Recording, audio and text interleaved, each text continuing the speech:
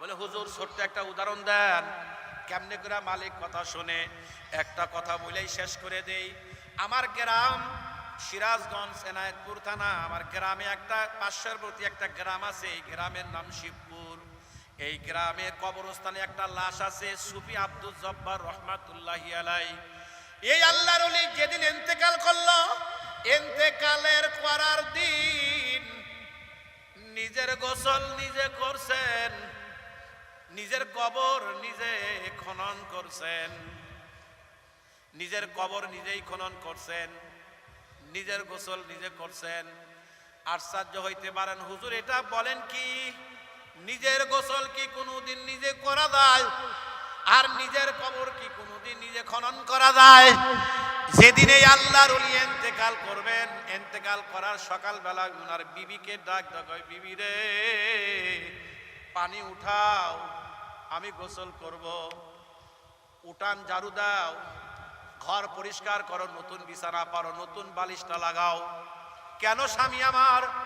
বলে বাড়িতে মেহমান আসবে। বিবি বোঝে নাই কোন মেহমান। ঠিক আছে আসতেই পারে। বিবি নিজে গোসলের পানি উঠাইয়া দিছে, দেওয়ার পরে উঠান নিজে ঝাড়ু দিছে, দিয়া নতুন বিছানা, নতুন চাদর, কিন্তু কোনো মেহমান নাই। 10টা বেজে যায়, মেহমান নাই। ওনার বিবি বলছে কি ব্যাপার, মেহমান কই?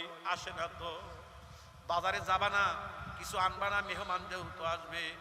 আল্লাহর ওলি উপর দিকে তাকায়া খালি কয় আহ বিবি রে, এমন মেহমান আসবে যেই মেহমান কারো বাড়িতে যদি যায় ওই বাড়িতে কিছু খায় না।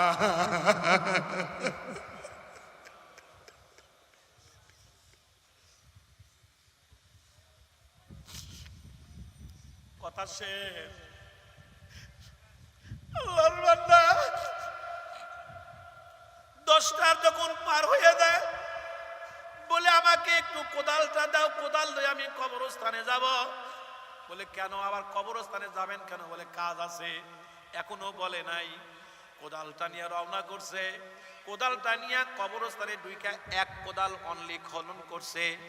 2-3 জন হুজুর সাথে করে লয়ে গেছে, মাদ্রাসার হুজুরদের দিয়া বলতেছে হুজুর সময় নাই, সময় নাই।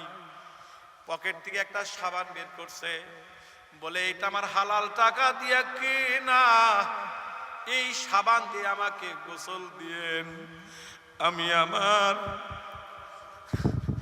মাসুকের দরবারে হাজিরা দিব, আমি আবার আমার মালিকের কাছে যাইয়া দাঁড়াবো, আমি হালাল টাকার সাবান দিয়া গোসল করে আমি রওনা দিব। এই পকেট থেকে কাপড়ের কাপড় বের করিয়া কয় এটা দিয়ে আমাকে শেষ কাপড়ের কাপড়টা দিয়েন, এটা আমার কামলা বিক্রি করার টাকা দিয়ে কেনা,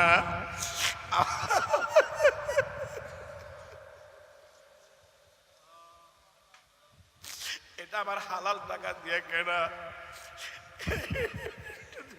খবর দিয়েন। হুজুররা বুঝে নাই কি ব্যাপার, কি বলতেছে।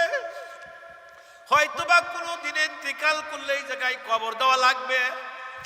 এই কথা বললা উনি বাসায় গিয়া সকলকে ডাক দিয়ে কিছু নসিহত করছেন। নসিহত করতে করতে করতে করতে উপর দিকে তাকাইয়া মুস্কি হাসি দিয়া সালাম দিয়া লা ইলাহা ইল্লাল্লাহু মুহাম্মাদুর রাসূলুল্লাহ, এই বলে আস্তে করে চক্ষুখানা উনি বন্ধ করে দিলেন।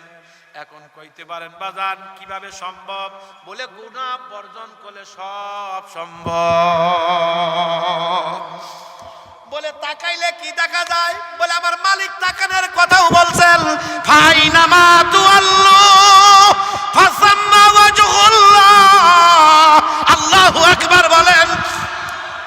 আজকে নাটোর আমি ওই মাহফিলে বলছি, আমাদের শায়েখরা মাঠে আমাদেরকে কেন নিয়ে আসছেন?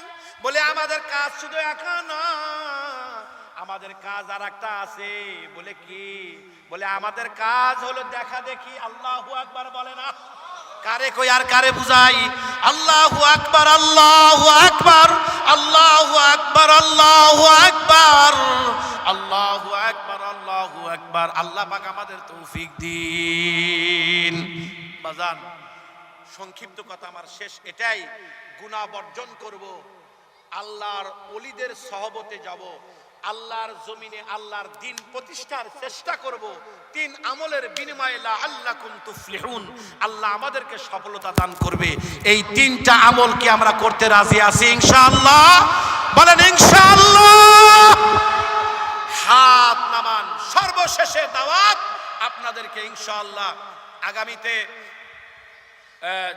চরমনাই মাহফিল হবে, আপনারা দলে দলে সেখানে যাবেন। আমি সব হকের দাওয়াত দেই। জিনাপাড়া হবে, যাবেন। বিশ্ব ইজতেমা হবে, যাবেন। আমার কথা হলো সব হকের পক্ষেই আমরা। কি কথা ঠিক না ঠিক?